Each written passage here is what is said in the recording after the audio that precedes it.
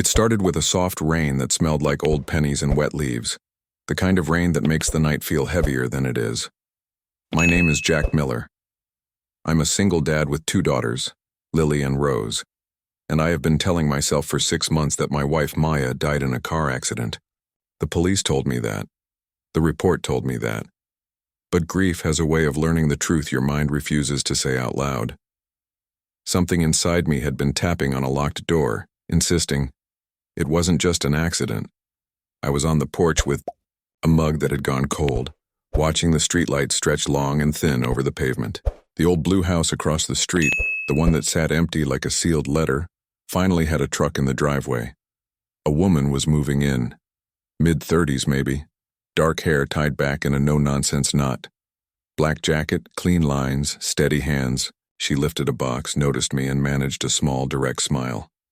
"Hi, Olivia Grant, your new neighbor."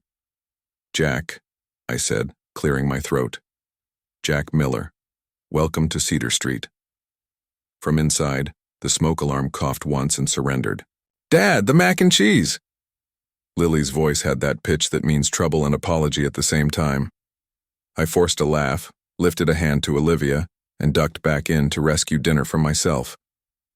Maya's food never burned. I turned off the stove and stood there a second, the quiet pressing into my chest, the place by the sink where she used to hum, feeling like a missing step in the dark. In the morning, Olivia was kneeling by a planter on her porch, coaxing soil into place like it mattered. She looked up as I loaded the girls into the car. "You must be Jack," she said. "I'm sorry about your wife." I froze with the seatbelt in my hand. "How did you—" "Windows talk," she said softly. "And small towns whisper."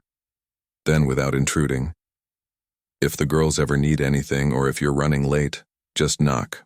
I don't mind." On the way to school, Rose cradled her stuffed rabbit and asked, "Is the new lady nice?" I checked their eyes in the rearview mirror. "She seems kind," I said. "We're going to be careful and kind back, deal?" They nodded.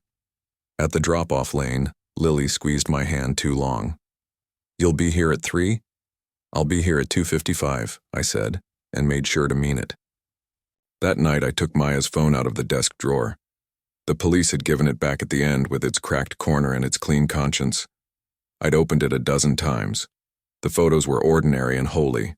Lily in pigtails, Rose in her Halloween astronaut suit, a crooked sunset taken from the grocery store lot. The messages were half lists and small love notes. And there was one note titled, "If it's not an accident," attached to nothing, like an empty room you're sure you used to own. I stared at the blank note until the words left ghosts on my eyelids. Then I put the phone away and sat in the dark. The envelope arrived the next evening, white, unmarked, waiting on my porch like a dare. For Jack. Inside was a single grainy print, a parking lot under harsh light, Maya squared off with a man, in a black jacket, his shoulders turned enough to look like a threat even without a face. Underneath typed, "Last day." The air thinned. The house seemed to tilt. I looked up at the blue place across the street and felt certainty like a hand on my shoulder. Olivia would know something, or she'd know how to find out. She opened the door on the second knock. Her living room was a map of quiet decisions. 1 lamp, 2 chairs, a wall with a city map peppered in red pins like small heartbeats. I held up the print. "Did you drop this?" "I didn't," she said, standing aside to let me in. "But I knew something would find you soon." The floor shifted under my feet in that way it does when life takes a step you weren't ready for. "Who are you, really?" "In a week," she said, "your life will be lighter and heavier at the same time. First you have to listen." She placed a small USB on the table between us like an offering or a fuse. "Your wife's last recording. She came to me on the day she died." The word "me" was a door swinging open. "Why would Maya come to you?" "Because she was scared," Olivia answered. "And because she had something people with money and cold hands don't want found. The name is Victor Hale." She said it without drama, the way surgeons say, "We have to go in." I took the USB home and waited until the girls were asleep. the house breathing quietly around their dreams. I shut off lights, locked doors, pressed play. Maya's voice filled the room with a live ache. She was trying to keep her breathing even and failing. Jack, if you're hearing this, I don't know if I made it home. Hold the girls tight. Don't trust anyone, especially anyone who promises to fix it. Hale isn't clean. I took photos, but my phone's not mine anymore. If something happens, there's a storage unit, 214, under a name that isn't ours. Go there. I closed the laptop and felt the room lift and tilt. The clock said 10:15. Morning felt like a country I didn't live in. I grabbed the keys. When I opened the door, Olivia was under my porch light like a sentence I hadn't finished reading. You're going, she said, not asking. How do you? Because I'm coming with you. The night is quieter with two. We drove in rain that made every stoplight a planet. Halfway down the state road, I asked, how do you know Hale? Isn't just a name you say to scare me. I worked for the FBI, she said without looking at me. Cyber division. I learned what money does when it doesn't want to get its hands dirty. Hale buys hands. I filed a report. It disappeared. My badge didn't, but I gave it back anyway. She blinked. Your wife emailed me 3 days before she died. That's how this started. Evergreen Storage was a set of gray halls teaching you how to be alone. The lock on Unit 214 was new and a little too proud of itself. Olivia studied it, breathed once, and snapped it clean. Inside were 2 wooden crates and a cardboard sign that said nothing here in a handwriting I wanted to punch. We opened the crates, empty. I tapped the concrete with the toe of my boot and the floor tapped back. A thin lip of metal ran where concrete shouldn't. I pried it up.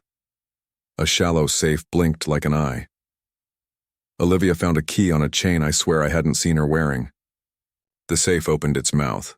Inside, a small old phone that looked like a confession, 3 USB drives, and a sticky note in Maya's scrawl. If I don't come back, give to Jack. The phone asked for her face like a heartbeat asks for blood. Olivia pressed the USBs into my palm. Insurance. As we left, a dark SUV ghosted the far end of the lot, headlights off, like a shark turning once to measure you before it goes away to think. Olivia watched it go. We're not the only ones looking, she said. At home I checked the girls, the windows, the locks, the places fear likes to sit. Then we opened the files. Retainer list was a vein of names and invoices. Lawyers, media crisis managers, private muscle, and then, like teeth in a smile, Officer T. Brennan and Dr. K. Shaw. Brennan had signed Maya's case summary.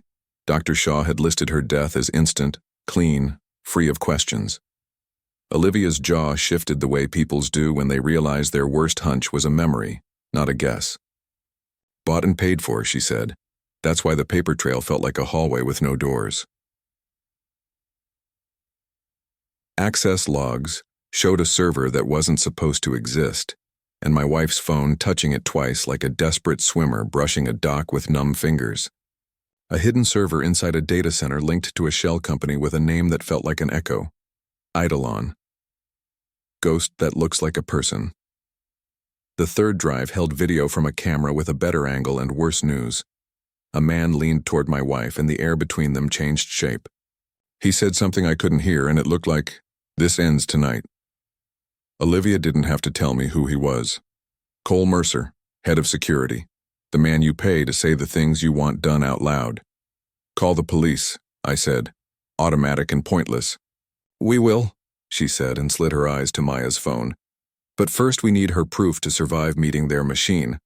Without the phone, this all becomes a rumor with nice graphics. We stared at the black rectangle like you stare at a door you aren't sure leads home. It needs her face, I said. I hated the way that sounded, needy and broken and true. Do you have a straight-on photo? Olivia asked. I brought the one everyone brings out first. The sunrise picture, Maya smiling in a way that said yes to everything. Olivia unpacked a small rig. Stabilizer, microprojector, IR dot that pulsed like a very small, very patient lighthouse. "We aren't faking your wife," she said, adjusting angles, measuring inches. "We're asking the phone to remember her exactly long enough to let her help us protect her daughters." The phone thought about it, searching for a living person in a remembered light. Then it exhaled and opened. Her wallpaper was still the skyline at dawn, the day everything felt possible. My eyes did what eyes do when they realize love is both gone and here. Her files hid the way smart people hide things. Inside something labeled exactly what it is, made to look empty. The note with the empty title was actually a doorway to dozens of screenshots, PDFs, clipped articles that formed a map once you gave them a wall to live on.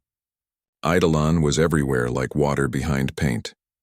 Maya had drawn little lines under dates, circled wire amounts, written Ask OG beside some entries. OG Olivia Grant. My wife had been braver than I wanted anyone I loved to be. Then came the knock. Not polite, not curious. It landed like someone was measuring the doorframe. I looked through the peephole and found two men who had dressed up as ordinary. Dark jackets, ball caps, hands empty, but faces full. One of them smiled the way you smile at a lock you know you can break. Olivia blew out the lamp and pointed at the back door. I gathered the girls with whispers and an old fear that felt new every time. We slipped into the night and ran across wet grass to Olivia's side door. From her upstairs window, we watched the shadows sweep my porch, check the windows, decide against rocks and for patience. "They'll come with clipboards tomorrow," Olivia murmured. "Or with badges that aren't theirs." She made an encrypted call with a cadence that said she'd done this too many times. Silent patrol, no lights. Two men canvassing near 1189 Cedar. She hung up and didn't look relieved. "If Brennan routes the call, we're on our own." Morning came like it always does, not caring who deserves it. The van showed up at noon. White logo I didn't recognize. Two men stepped out with a catalog smile. "Mr. Miller." City-sponsored security check. Free consultation. I thought about my daughters in the back room with cartoons too loud to hear fear.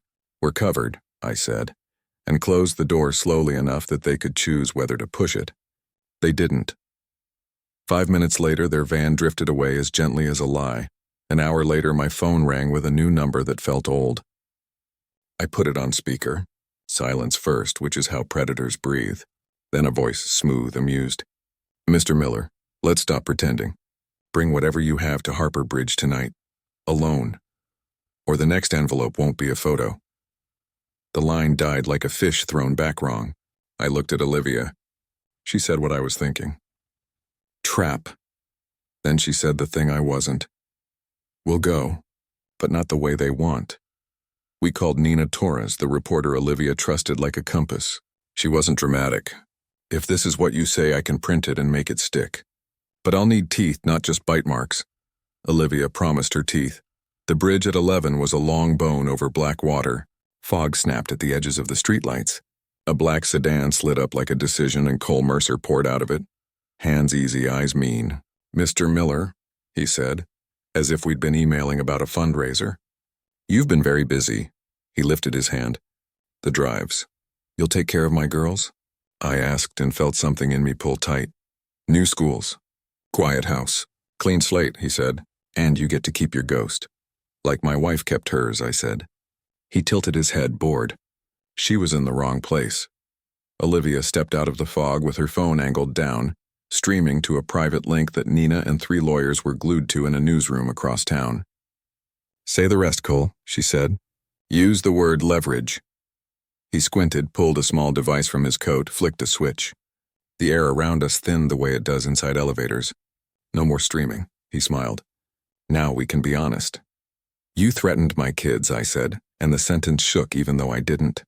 He shrugged like we were at a seminar. "Kids are leverage. Everyone knows that. Business is leverage.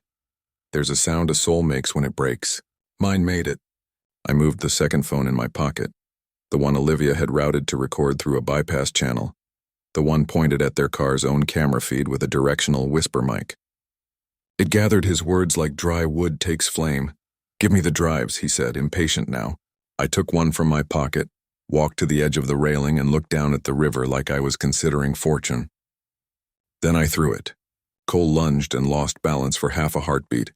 Enough time for Olivia to blind him with high beams and for me to twist his wrist until his smirk thought about leaving. "Now," she said, and the tiny recorder on my cuff drank his voice down to the last drop. Sirens wrote themselves into the night. The second man put his hands up without being asked. "I'm out," he said. "I don't do kids." Nina's car slid in behind the first police cruiser, a lawyer in the passenger seat holding up credentials like a blessing. Cole tried a sentence out of context and watched Nina press play on a phone that wasn't subject to his jammer. "Kids are leverage," his voice said to the night, to the cameras, to the bridge that didn't care who he was. The next day was a sawtooth of statements, evidence bags, chain of custody forms. Brennan got himself suspended by noon. Cole was booked by 3. Hale's board announced a temporary leave by prime time, and by midnight there were 3 think pieces about what money does when it's sure it won't get wet. Nina's headline was the one that mattered in my house: the shell, the silence, and the single dad. In the middle of it, life kept showing up in small clothes. Lily lost a tooth and cried not because it hurt but because it didn't, and everything else did, and she couldn't make sense of the math. Rose asked if bad men ever go to timeout. I said yes and meant it harder than I ever had. We built something called the Sunshine Box. It was Lily's idea and Rose's handwriting. Every day we put one note inside. "Ms. Olivia taught us cocoa without burning the milk." Dad remembered 2:55. The neighbors. Cat blinked slow like a friend. We put the box on the mantel where grief used to keep its boots. One evening, I knocked on Olivia's door with nothing in my hands and a lot in my throat. She was watering a plant that looked like it believed in her. "You water them like they're alive," I said, and then realized that sounded foolish. "They are," she said, and didn't make me feel foolish about it. "Thank you," I said, "for all of it. For the night, and the bridge, and the part where you knew how to make the phone remember." "Thank your wife," she said, not unkindly. "She did the brave thing. We just did the follow-through. She handed me a small envelope like a magician restoring something you didn't know you lost. Inside was a photo of Maya at the river on a windy day, hair grabbing at the sky, smile caught somewhere between yes and almost. On the back, in her handwriting, "If you're holding this, it means you kept going. Tell the girls I didn't leave, I just walked ahead a little." We ate dinner with her picture at the table that night. I told the girls what bravery is and isn't. "Bravery isn't being fearless," I said. "Bravery is doing the right thing while your legs are shaking." Lily asked if we could go to the bridge and say hi without being sad. I said we could try. A week later, Nina called to say the city wanted to fund a scholarship in Maya's name for girls who want to study data ethics, which is just a fancy way of teaching light how to travel through glass.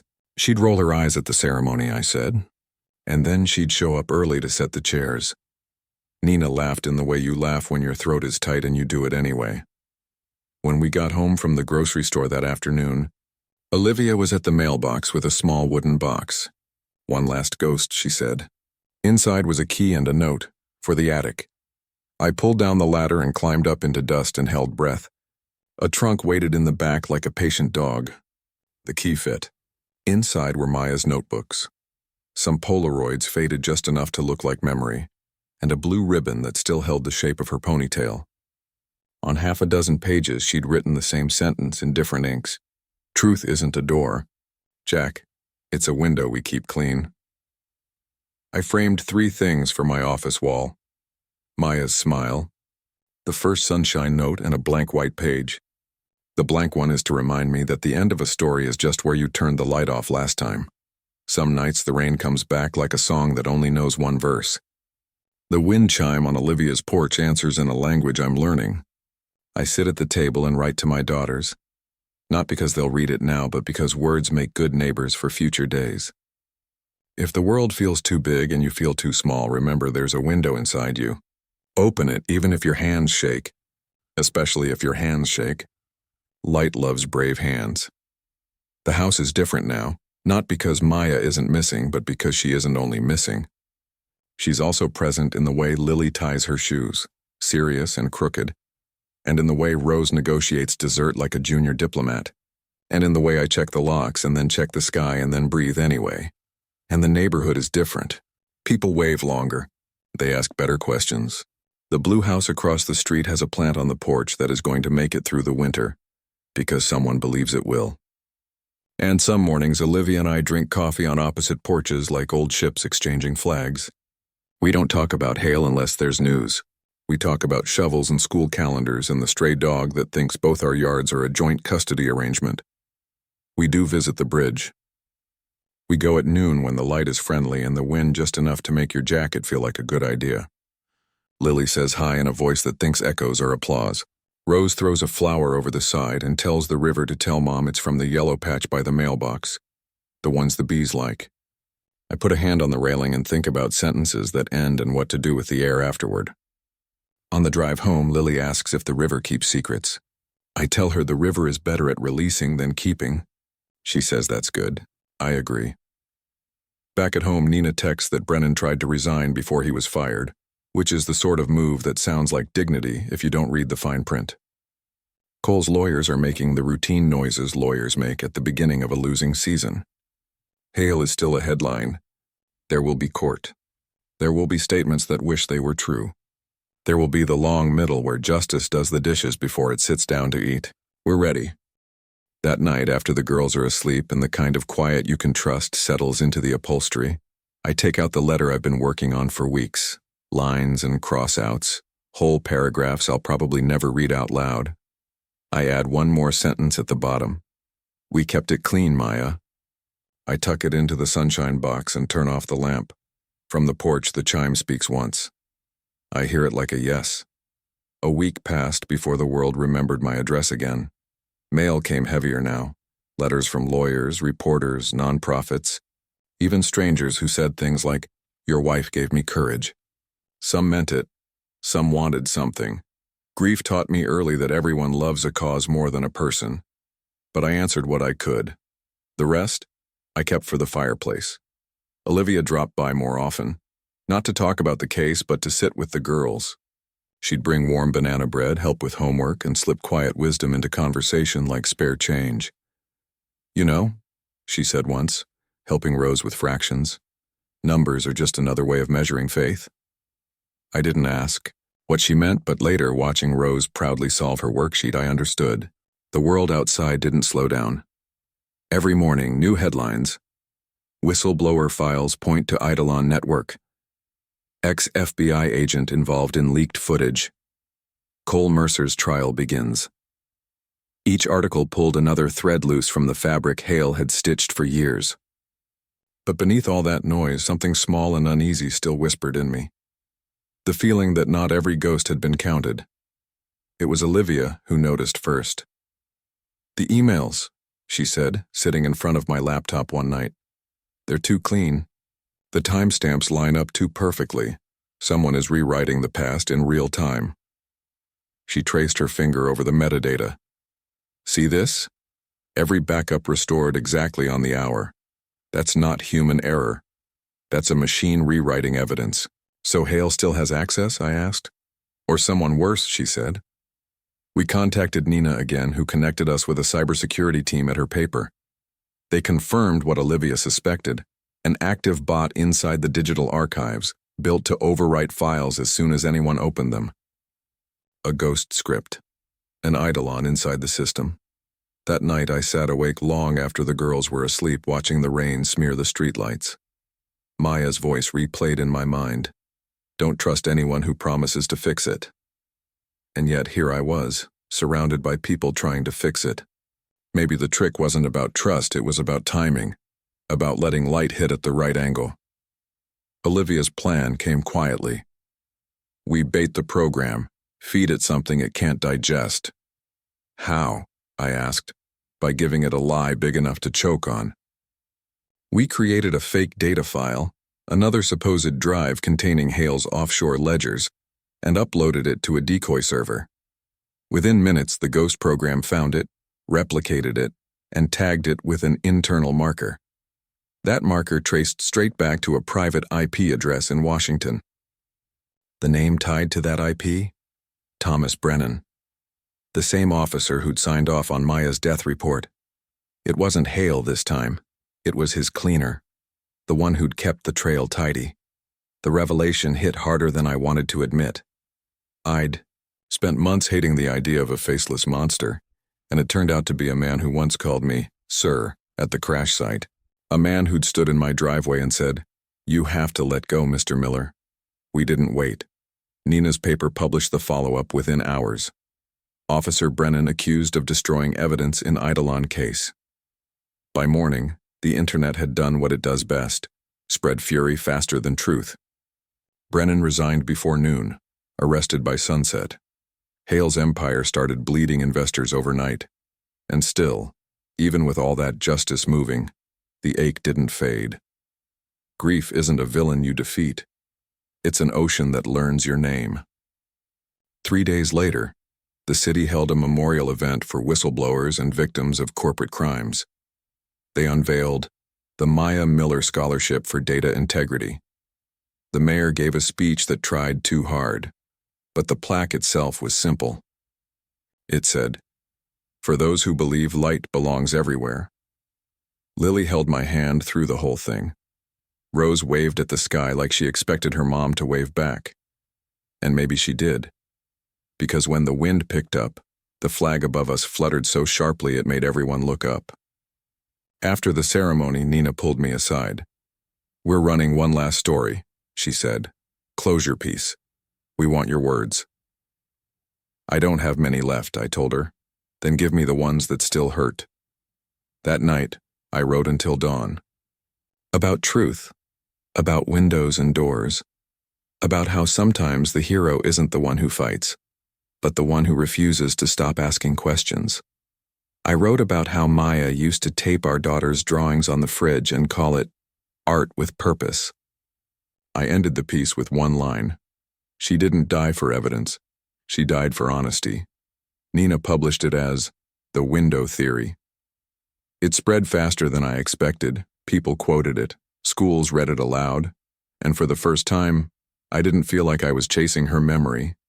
I was standing beside it. But peace doesn't like long visits. A month after the scholarship launch, Olivia knocked on my door near midnight. Her face looked different, not scared, not sad, focused. "You need to see this," she said, handing me her phone. A short video played. 2 men in suits standing at Hale's old headquarters.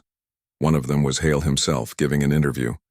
Behind him, in the reflection of the glass doors, a third figure appeared, barely visible, but familiar. "Brennan."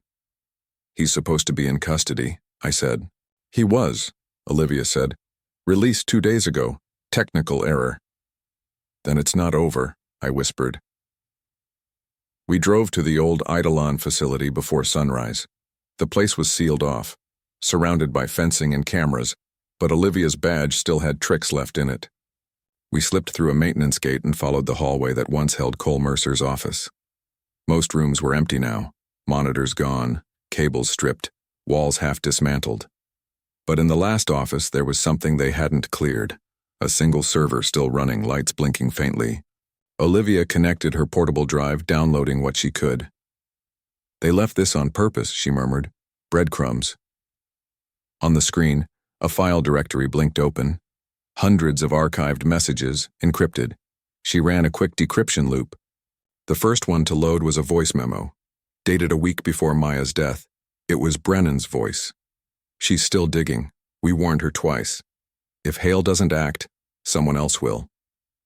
Another pause. Then a second voice answered, a voice we both recognized. "Hale. Handle it quietly. We'll call it an accident." My knees went weak. I leaned against the wall. The building suddenly felt smaller, as if every wall knew too much. Olivia closed the laptop. "This is it, Jack. This is what ends it." We left before sunrise fully broke. By the time we reached the newsroom, Nina was already waiting, hair tied, coffee untouched. "Please tell me you brought good ghosts," she said. We did. The recordings went straight to the Justice Department. Within 48 hours, both Brennan and Hale were back in custody. This time, no bail, no error. That night, I walked the bridge again. The same bridge where Cole tried to buy my silence. The same river that had swallowed the fake drive now carried the real weight of the truth. I leaned on the railing, closed my eyes, and for the first time the silence didn't accuse me. It held me. Life afterward wasn't cinematic. It was dishes, school runs, overdue bills, laughter over burnt toast. But sometimes, in small pockets of quiet, something larger hummed underneath. Gratitude, maybe, or survival's echo. Olivia started teaching part-time at a local college, cyber ethics, of course. She said the students kept asking about the single dad story. I told her to tell them it wasn't about a single dad. It was about a woman who refused to die quietly, a neighbor who refused to look away, and two little girls who made light look easy. 6 months later, the government officially disbanded the Eidolon shell. The final hearing was short. Hale pleaded guilty. Brennan confessed to evidence tampering. Cole took a plea deal. None of it brought Maya back. But justice, even late, is still light finding its way through a crack.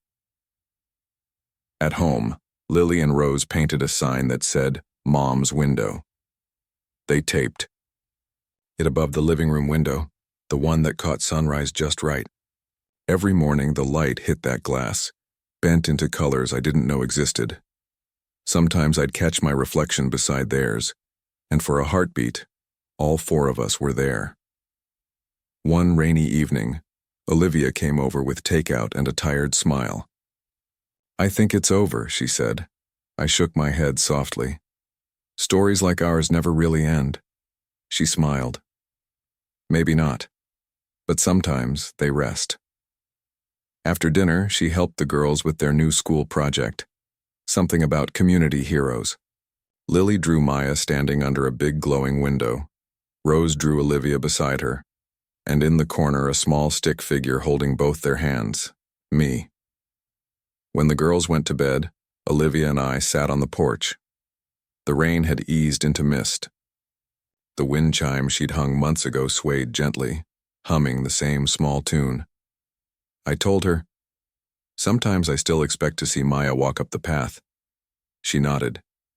"That's because she never really stopped." "How do you mean?" Olivia looked out at the street, lights flickering on wet asphalt. "People like her. They don't haunt. They guide." We sat in silence until the air turned cold. When she left, she said something that stuck with me long after. "You know, Jack, truth always needs someone willing to carry it the last few steps. You did that."